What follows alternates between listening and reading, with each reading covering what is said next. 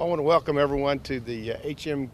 King High School, the old 1909 King High School. But that's kind of a misnomer because really when Ms. King dedicated this school to the town, it was the school for Kingsville. It had all age groups that attended the school. What makes this building so unique is that as everybody knows the legacy of the King Ranch, but this is the only building left in Kingsville that you can directly relate back to Henrietta King, one of the founders, or the founder of King Ranch. She built this building in 1909 for the children of Kingsville and dedicated it to them. And it's survived through the years. In 1909, when they first came into existence, it did well for about 20 years. And then in the mid-20s, they had a very bad fire. And this building, and they have pictures of it, and you can see it. It looks like Sherman marched through here. It looked like one of those Georgia plantations. The only thing that was left was the facade. Everything inside was gutted, and it looked like something that you really couldn't reconstruct.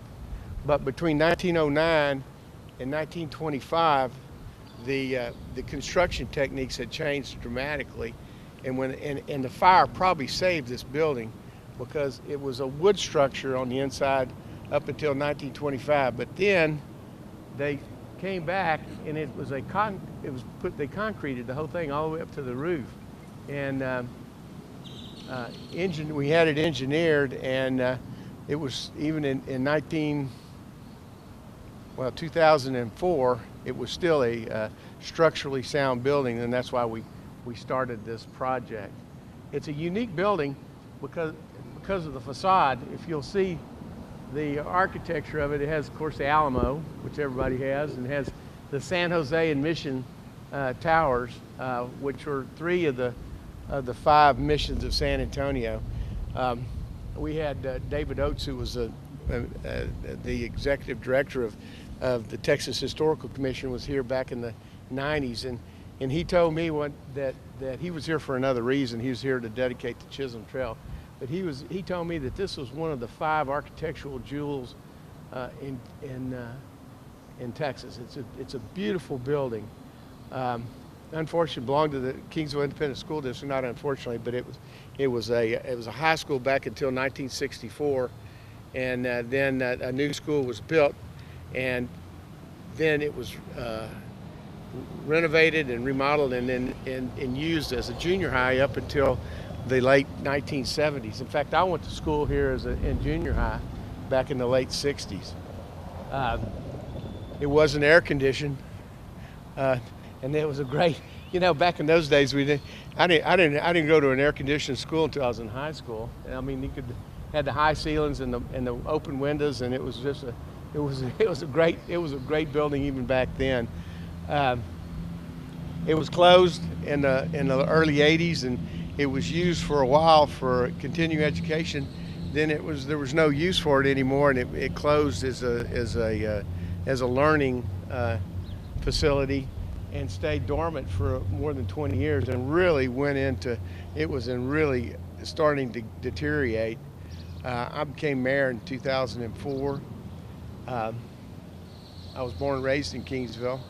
I love our old buildings, and one of the things that I wanted to do was preserve as many of them as we can, and this is one of our projects. It's a partnership with the city and the community to make this happen.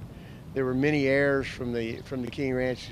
The matriarch of this project is Helenita Clayburgh Groves, who had a passion for this building like I did. And one of the things that David Oates told me is to have a building like this, it's okay to renovate it and bring it back to its luster, but you have to have a purpose for it. And if you don't have a purpose, it's not going to work. A prime example of that is the old Nueces County Courthouse over in Corpus Christi. And so we were looking at this, and a couple of lawyer friends of mine, Frank Alvarez and Mike Krieger, we were kicking around one day, and I said, I really want to do something with that old building. And they said, why don't you make it into a new city hall? y'all have outgrown what you can do there, and it'd be a great facility and provide it a purpose. So that started in 2004, 2005. Here we are in 2016. Local government moves slow. That's all I can say.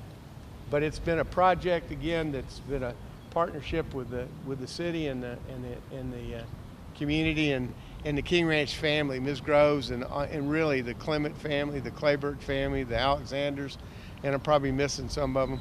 All of them pitched in to help preserve this old building, and it's been kind of if you look at money-wise, it's been it's pretty much a 50-50 match between community and King Ranch family members and the city.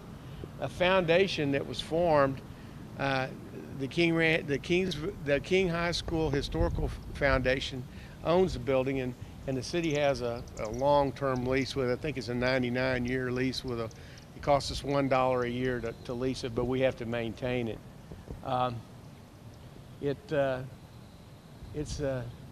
been a real work in progress for a lot of people, and it's really coming to fruition when it makes it really, really exciting for me. It's a typical early 20th century building. It's a ADA nightmare in our day and time. It's a building that's 2 stories that has 4 levels. And if you went inside and saw it, it has the bottom level, which was the old cafetorium, and then it comes up to the main floor. And then when you go upstairs, there's 2 levels up there. And one of the reasons why that is the backside of this building was an add-on.